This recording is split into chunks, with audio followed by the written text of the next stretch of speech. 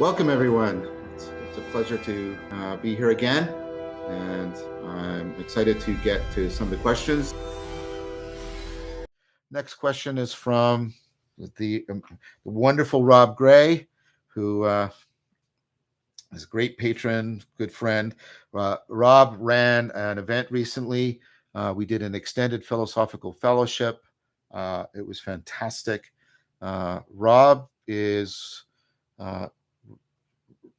Rob is, I think, more people need to pay attention to what Rob is doing. Rob very much, right, is an exemplary case of somebody who's uh, investing themselves in these communities of practice, these ecologies of practices, and is also providing emergent leadership, reflection, and tremendous authenticity, and just really, you know, decency, which is an underappreciated virtue today. So I want to just thank again, Rob. I will always thank you, Rob. You continue to be a very important person in this little corner of the internet, as Sevilla King says. Hi, John. I was wondering if you have any new insights on the Imaginal, how it functions in our lives individually and collectively. Are there some exemplars alive or in history who use it well or poorly? Can practices such as philosophical fellowship or Lectio Divina help us develop or find harmony with this part of our larger self? If so, any texts spring to mind? I know you've been putting effort into this and would love to hear any discoveries or interesting places to explore. Thanks. Yes, Rob, I'm doing a lot of work on this. There has been um, uh, it's funny sometimes how the world seems to be waiting for you in some ways. So there's been a whole stream of work around often collaborations between philosophers and anthropologists about what is called ritual knowledge. It was started by philosopher Jennings, but there have been important anthropological contributions. I just read an amazing article by Schilbeck called Ritual Metaphysics. And the idea, and what's astonishing is, especially in Jennings, because he was writing in the 80s, but of course now it's, so there's foresight on his part, and then there's sort of hindsight and insight around more current stuff about the deep connections before with 4E cog psi, and especially the idea that there are non-propositional kinds of knowing, and the idea of bringing ritual back as bringing an understanding back of ritual as non-propositional knowing that is not about sort of neurotic repetitive behavior, but is instead about adaptive creative behavior that gives us an understanding of people's fundamental orientation and what that orientation discloses about reality. And what I find particularly powerful about this, there's many lines, Rob. I'm going to go on and on about this. I'm going to be teaching about this in September. I'm really trying to bring together relevance, realization, rationality, and ritual into a unified course. But one of the things is the argument, and it makes clear an argument that I've been fumbling as I've been trying to articulate and not doing a very good job, but trying. But it makes clear a much clearer case, especially Jennings' argument, well, also Schilbeck, which is a non-reductive account of ritual. So what are the reductive account of rituals? The reductive account of rituals is that rituals are demonstrations or dramatizations of myth, of narrative, or of a particular theory, if you want to use that word very broadly. But this is the idea that the narrative mode is fundamental, and that ritual is just a way of demonstrating this more basic mode, or demonstrating it or dramatizing it. And what the argument is being made is, no, ritual is not reductive.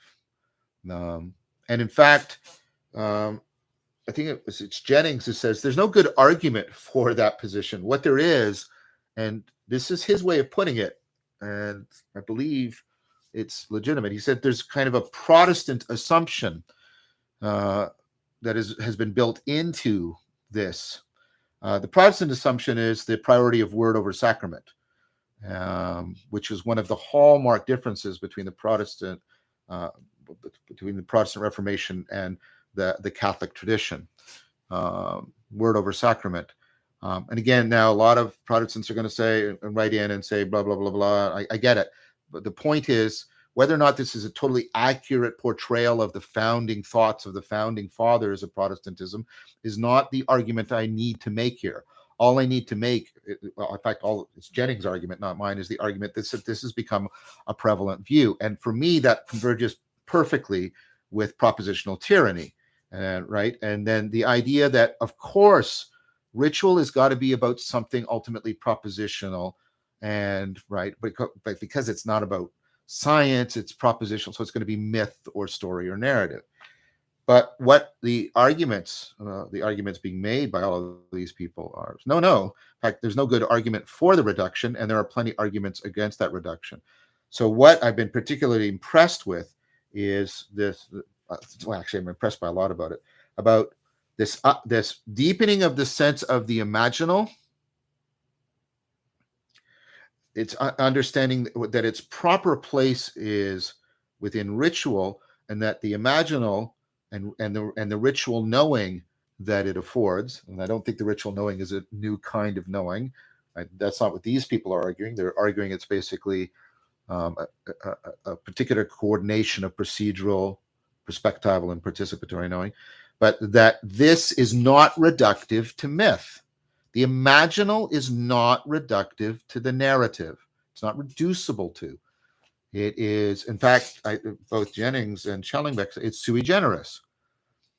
And that is a much better way of trying to articulate what I've been trying to articulate with my questioning of the absolutizing of narrative that I hear happening a lot.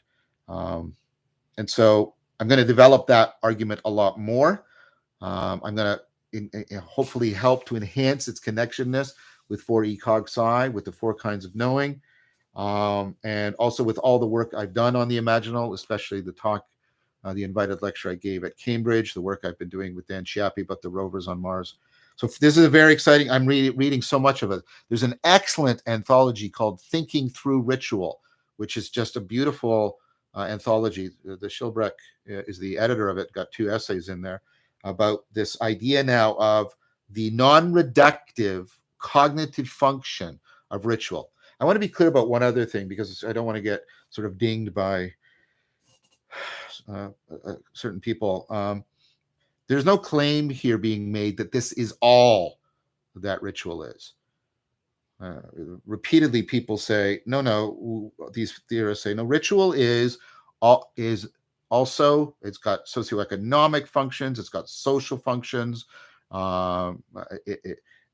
it's got communicative functions, etc.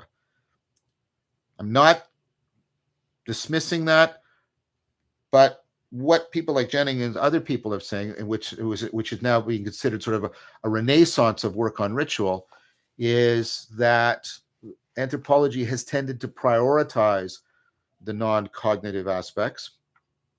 Although I read a recent paper doing a meta-analysis.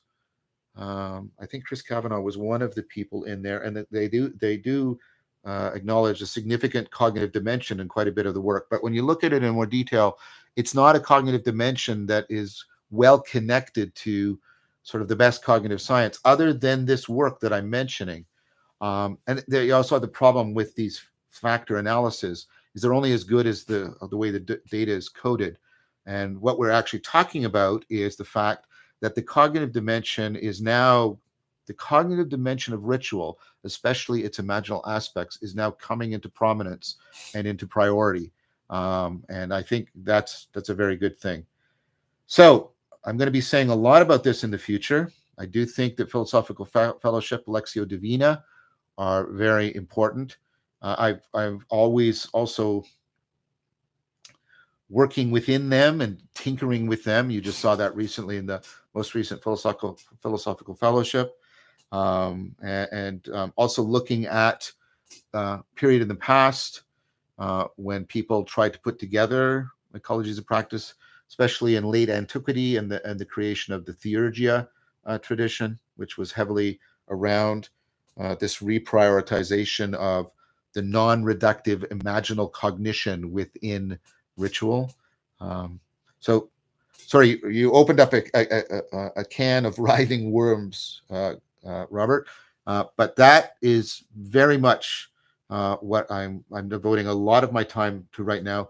And what I most want to do is try to understand how to bring that imaginative ritual into contemplative practices like eidetic induction, and how do they properly integrate. And towards that end, doing a lot of writing, taking something I've already written with Chris and with Emre Elke, and trying to integrate the ritual, the imaginal, the eidetic induction with all the work that I've already written about dialectic into dialogo. So we're working on a book about the size of the zombie book, and we're hoping to have that done by the fall. So thank you for that excellent question, Rob. I hope you will enjoy the work that's coming up. So we're going to move on. Saruman believes that it is only great power that can hold evil in check. But that is not what I have found. I found it is the small things, everyday deeds of ordinary folk that keeps the darkness at bay. Simple acts of kindness and love. Why Bilbo Baggins? Perhaps it is because I'm afraid. But it gives me courage.